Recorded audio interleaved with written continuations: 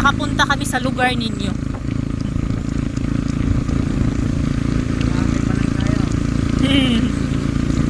Kalahati.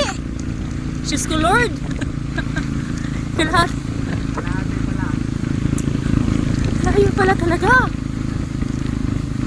Halfway pa, bibi. Are you okay? No choice.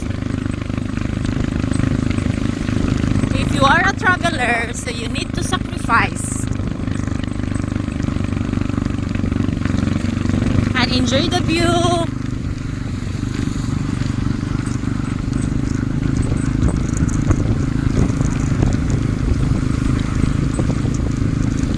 Akala ko kasi malapit-lapit lang, mga 20 minutes. Layo pala. Diyos ko.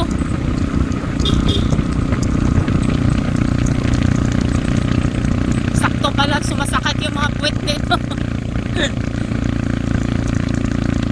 Pero okay lang kasi hindi kasi parang ba, bukid.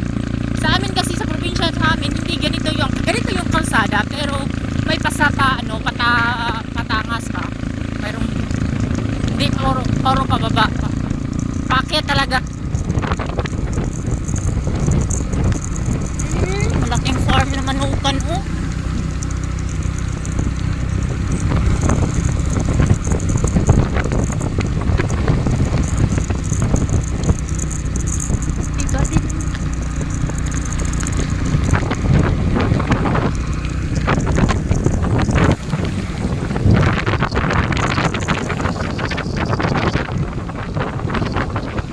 Nakatatlong set na ako ng video. Grabe ang layo. Bakit ang daming motor? May sabong? Ay. Legal ba yung sabong dito? Wow, nabibilad sila ng isda. Doon oh. Oh, okay. Sana? Sabong.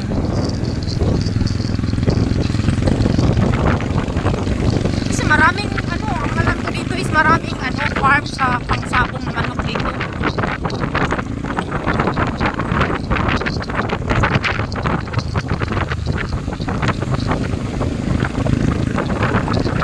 Sabi nga ng anak ko kanina, mama, hindi pwede mag-ride ng tricycle. Ha? Hindi ko. Iwan ko parang hindi siguro. Hindi siguro kayo malayo pa.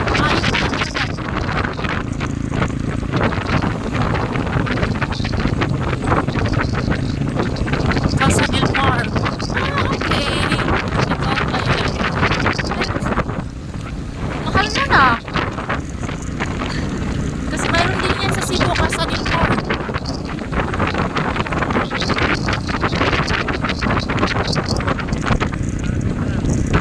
Ay, Diyos ko.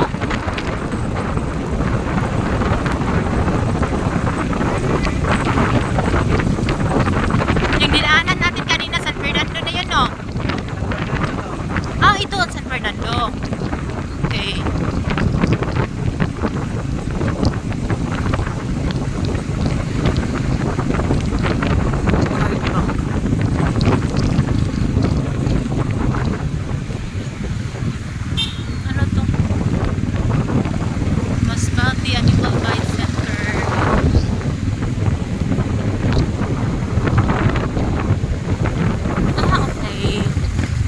Daan na yan, pasaan nan yan?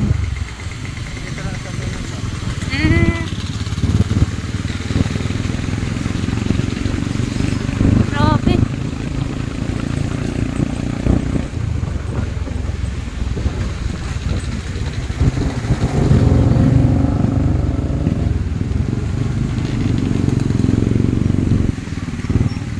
Sobrang itim ko na lamig.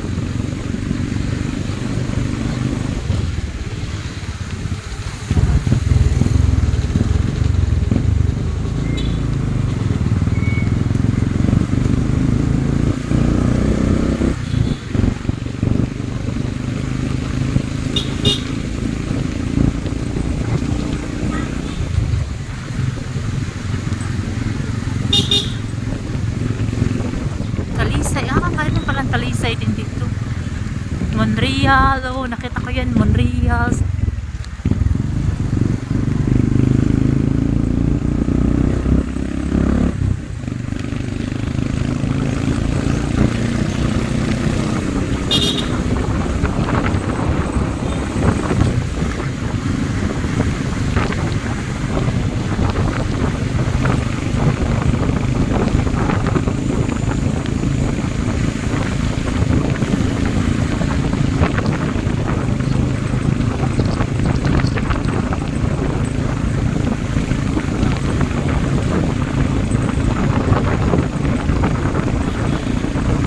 Dito malapad-lapad na yung daan.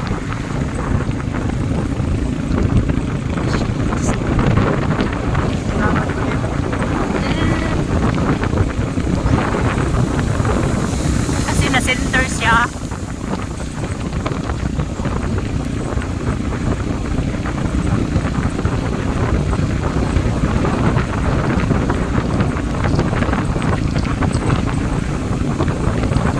Buti na walang ano, waka lang dito na walang helmet. Galis pa lang ng Jimboy. Mag-check pala sila minsan. Ano to? School? College? Diba? Malaki na.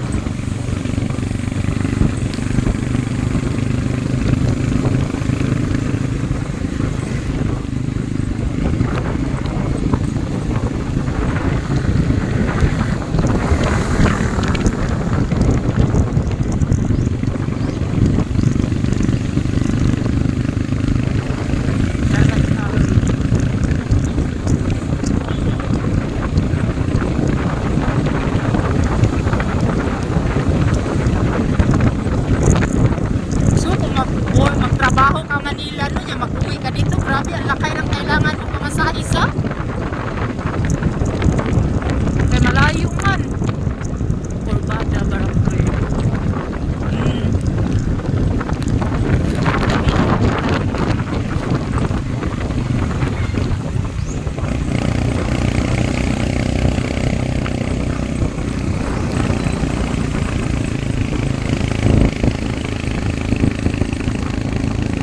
Okay.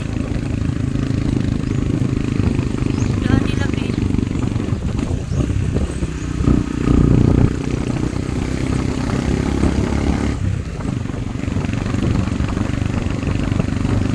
O, di gitawag Corbada. Corbada pala.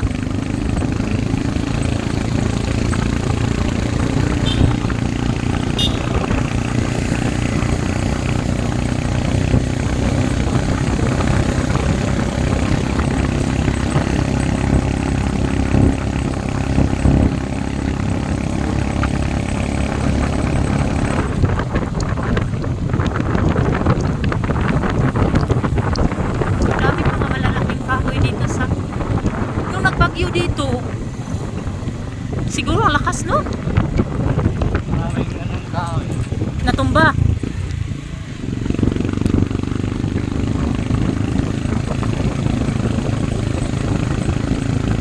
Preserve pala talaga yung mga ano dito no, mga kahoy. Walang gumagalaw kasi oh, mga lalaki ng kahoy nila. Dito.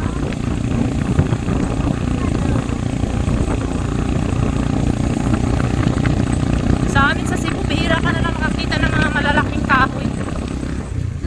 Yan, Department of Public kay DPWH ng Masbate. Ano nila dito no?